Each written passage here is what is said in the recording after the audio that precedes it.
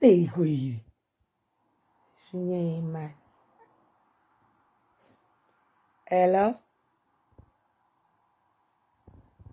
muri seiko na Island Road?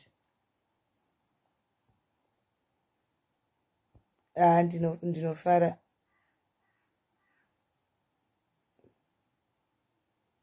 Yakanga iri emergency, ndandina kuzokwanisa kuti ndikutaura kuti ndichambofamba.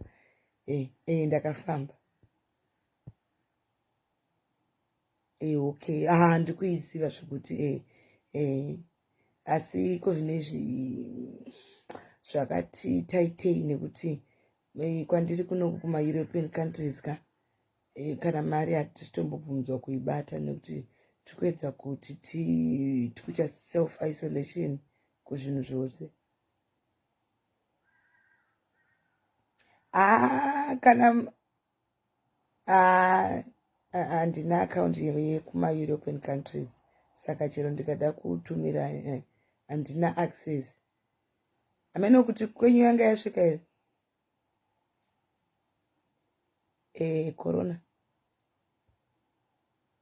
Saka iko zvinezvi vanhu vari kunzi chero une chikwereti unofanira kungonzwirwa tsitsi, nokuti situation yacho haisi kuda kunyanyokoshesa zvezvikwereti, inoda kuti tionerane pamwe tichiita maprayers.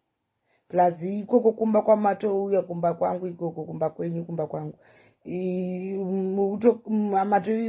matoita against the law, nokuti wenyu president angazita ataure here, kunokubhorisa akataura musafambe.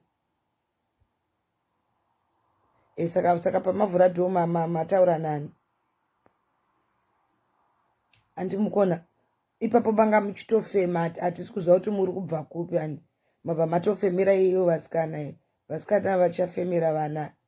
Hatisi kuda izvozvo zvekutransmita. Aiwa, hatisi kuda izvozvo. Zvikwereti zvinowanika panguva ino, basi ngatimboite izvi zvakakosha izvo.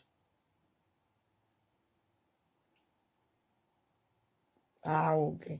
Munongonyora pasi, ndichakuonai kana ndadzoka izvozvizvi ndiri muquarantine, zvokuti kuti ndikatonzwa nyaya dzezvikwereti zvikutondiafecta nokuti ndiri muquarantine.